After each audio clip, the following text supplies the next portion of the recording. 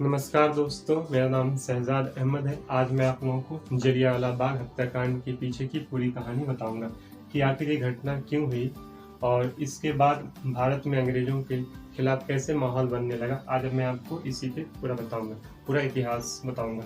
तो जलियांवाला बाग हत्याकांड को समझने के लिए आपको प्रथम विश्व युद्ध से समझना पड़ेगा। प्रथम विश्व युद्ध से आपको सुनना पड़ेगा। याद रखिए, प्रथम विश्व युद्ध कब शुरू हुआ। तो याद रखिएगा 1914 में शुरू हुआ और 1918 तक चला। 1914 में शुरू हुआ, 1918 तक प्रथम विश्व युद्ध चला। पूरी दुनिया उस समय आपस में लड़ रही थी। तो देखिए, उस समय पूरी दुनिया दो भागों में बटी हुई थी। एक थे मित्र राष्ट्र थे और दूसरे थे धुरी राष्ट्र।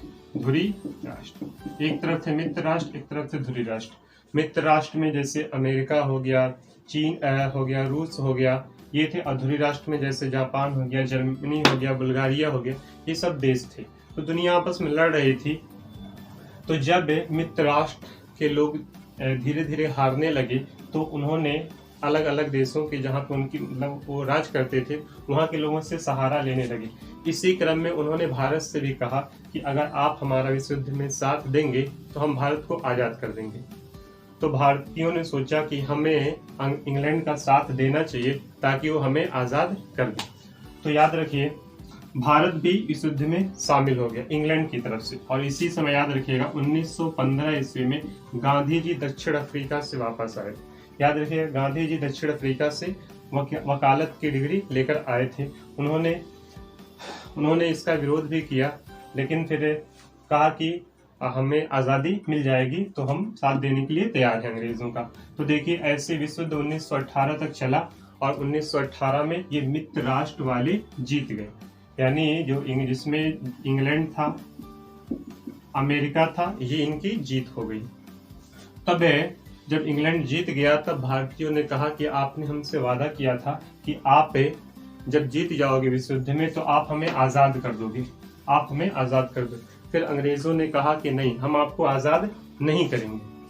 तब भारत वालों ने अंग्रेजों का विरोध करने लगे कि आपने हमसे कहा कि आप हमें आज़ादी दे देंगे और आप हमसे दगाबाजी कर रहे हो। तो भारतीयों ने उनका विरोध करना शुरू कर दिया। तब अंग्रेजी सरकार ने क्या किया, भारत जो विरोध कर रहे थे उनको दबाने के लिए एक कानून लाया। याद रखिएगा, उसका नाम है रॉलेट एक्ट। याद रखिए कि रॉलेट एक्ट आया कब, पूछता है एग्जाम में, 1919 में आया था रॉलेट एक्ट। इसमें था क्या, याद रखिएगा कि इसमें किसी भी आदमी को बिना वारंट के गिरफ्तार कर दिया जा सकता था। जितना मन करे उतना टाइम तक आपको जेल में रखा जा सकता। उस समय जो मीडिया होती थी उन पे सेंसर लगाया जाने लगा। इस नियम के मतलब इसको लाया गया, उसके बाद से सब किया जाने लगा। तो इसी का लोग विरोध करने लगे। इसी के खिलाफ दो लोग थे। एक थे सैफुद्दीन किचलू और एक थे सत्यपाल मलिक। याद रखिएगा इनका नाम, सत्यपाल मलिक। एक थे सैफुद्दीन किचलू और एक थे सत्यपाल मलिक। उन्होंने इन सब का विरोध करने लगे तो इसलिए इन पर रॉलेट एक्ट लगा दिया गया। यानी सैफुद्दीन किचलू पर और सत्यपाल मलिक पर रॉलेट एक्ट लगा दिया गया और इनको जेल भेज दिया गया। जिसके कारण पूरे भारत में लोग बहुत ज्यादा गुस्से में हो गए और उन्होंने अंग्रेजों के खिलाफ प्रदर्शन करना शुरू कर दिया। इसी कारण आपको याद रखना है कि इसी कारण 13 अप्रैल 1919 को पंजाब के अमृतसर में एक जगह है जलियांवाला बाग। वहां पे लोगों इकट्ठा हुए ताकि जो इन दोनों को गिरफ्तार किया गया था, सैफुद्दीन किचलू और सत्यपाल मलिक को, कि उनकी रिहाई की जाए। इसलिए लोग निहत्थे पंजाब के अमृतसर में इकट्ठा हुए ताकि हम विरोध करें अंग्रेजों का।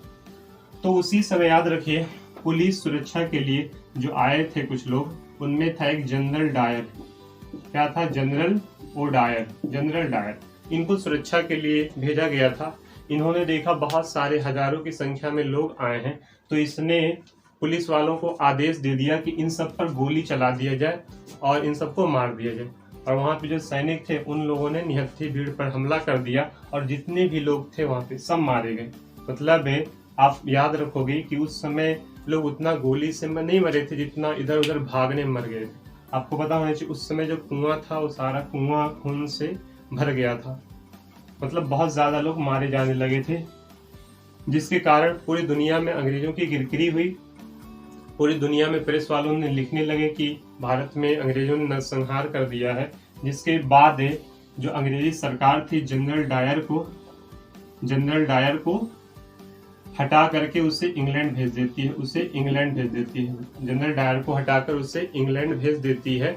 उसके खिलाफ जब पूरी और बवाल हो जाता है तो उसके खिलाफ एक जांच कमेटी बनती है, याद रखिएगा, हंटर कमीशन बनता है कि जलियांवाला बाग में जो हत्याकांड हुआ उसमें कैसे कैसे किसकी गलती थी, कौन लोग मारे गए, इसकी जांच के लिए याद रखिएगा एक कमेटी बनती है जिसका नाम है हंटर कमेटी।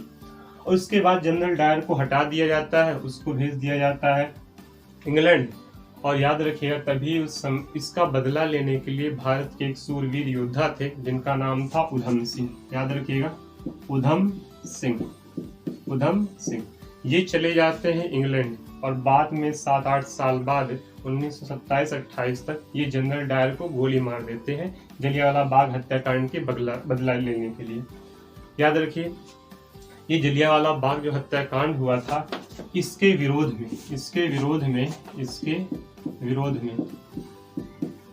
विरोध में हमारे जो राष्ट्रगान के लेखक हैं रविन्द्रनाथ टैगोर जी, इन्होंने अपनी नाइटहुड की उपाधि वापस कर दी थी, यानी अंग्रेजों को दे दिया कि हमें आपका सम्मान नहीं चाहिए, आपने हमारे लोगों को मारा है और आप हमें सम्मानित कर रहे हो।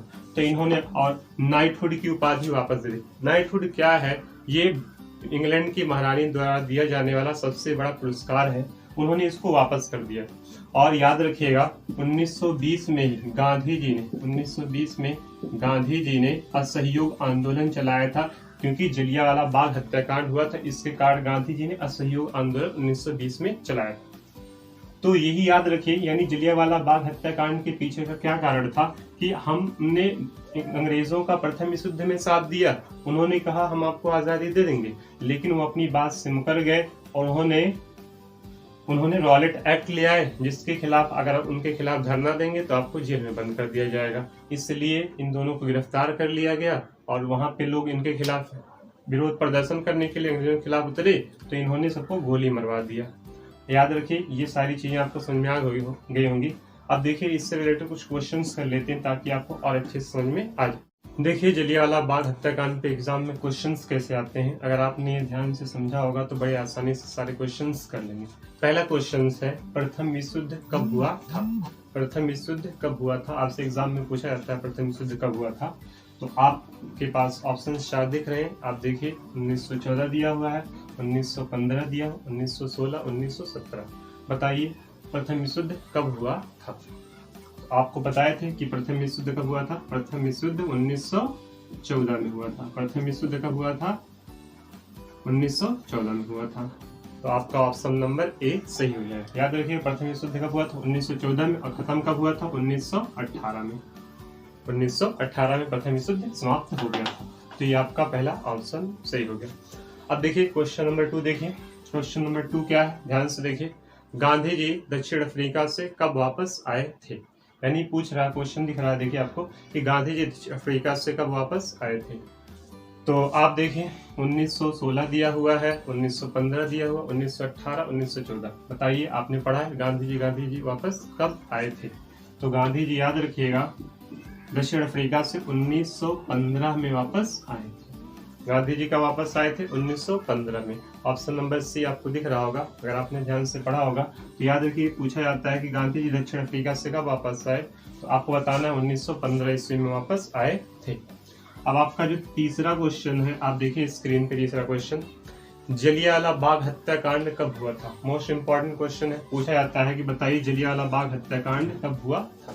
तो आप स्क्रीन पे देखिए 4 ऑप्शन आपको दिख रहे होंगे, आप देख लीजिए ध्यान से। आपको पता है कब हुआ था?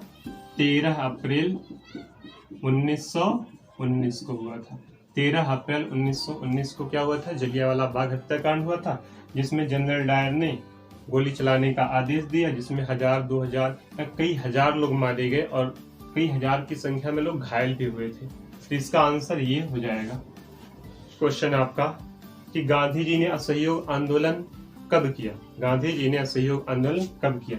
तो ऑप्शन आप देख सकते हैं स्क्रीन पे। तो आपको पता है गांधी जी ने असहयोग आंदोलन 1920 ईस्वी में किया था। क्यों किया था? आपको पता है कि जब जलियांवाला बाग हत्याकांड हो गया, गांधी जी बहुत दुखी हुए, इसलिए गांधी जी ने अंग्रेजों के खिलाफ असहयोग आंदोलन शुरू किया। मतलब हम उनसे सामानों को नहीं खरीदेंगे, उनका हम बहिष्कार करेंगे, वो हमसे ही सामान बेचकर हमारे ही लोगों को मार रहे हैं। तो ये आपका 1920 सही आंसर हो जाएगा। चलिए नेक्स्ट क्वेश्चन देखिए। हाँ, आपका नेक्स्ट क्वेश्चन है कि रॉलेट एक्ट के विरोध में किस क्रांतिकारियों को अंग्रेजी सरकार ने गिरफ्तार कर लिया था? यानी रॉलेट एक्ट के विरोध में किस भारतीय क्रांतिकारी को अंग्रेजी सरकार ने क्या किया था? गिरफ्तार कर लिया था। आप ऑप्शन देख सकते हैं। तो आपको हमने बताया था कि दो लोग थे, एक थे सैफुद्दीन किचलू और दूसरे थे आपके सत्यपाल मलिक। इन दोनों को गिरफ्तार कर लिया गया था। इन्हीं लोगों की आजादी के लिए, इनको जेल से छोड़ने के लिए लोग इकट्ठा हुए थे जलियांवाला बाग में और जनरल डायर ने गोली चलाने का आदेश दे दिया था। तो ये आपका आंसर हो जाएगा। उसके बाद देखिए नेक्स्ट क्वेश्चन आपसे पूछा जाता है कि जनरल डायर को लंदन में जाकर गोली किसने मारा था? जनरल डायर को लंदन में जाकर गोली किसने मारा था? तो आपको बताया, देख लीजिए आप ऑप्शन देखिए स्क्रीन पे। तो आपको बताए थे भारतीय क्रांतिकारी थे उधम सिंह। इन्होंने लंदन में जाकर, इंग्लैंड में जाकर जलियांवाला हत्याकांड में जिसने गोली चलवाया था जनरल डायर, उनको गोली मार दिया था। ये आपका क्वेश्चन हो गया। तो इसका आंसर आ गया, देखिए क्या है सही, उधम सिंह। आपका लास्ट क्वेश्चन है आज का कि जलियांवाला बाग हत्याकांड की जांच के लिए कौन सा कमीशन बनाया गया था? जलियांवाला बाग हत्याकांड की जांच के लिए कौन सा कमीशन बताया गया था? हमने आपको बताया है कि जलियांवाला बाग हत्याकांड की जांच के लिए हंटर कमीशन बनाया गया था। कौन सा कमीशन? Hunter commission. जब इसकी रिपोर्ट आ गई थी तो अंग्रेजी सरकार ने जनरल डायर को हटाकर इंग्लैंड भेज दिया। तो उम्मीद करते हैं आपको समझ में आया होगा। आपको एक क्वेश्चन स्क्रीन पे दिख रहा है, आप उसका आंसर कमेंट सेक्शन में जरूर बताइए। क्वेश्चन क्या है कि किस भारतीय ने जलियांवाला बाग हत्याकांड के विरोध में अपनी नाइटहुड की उपाधि वापस कर दी थी? इसका आंसर आप कमेंट सेक्शन में बताइए। देखने के लिए धन्यवाद।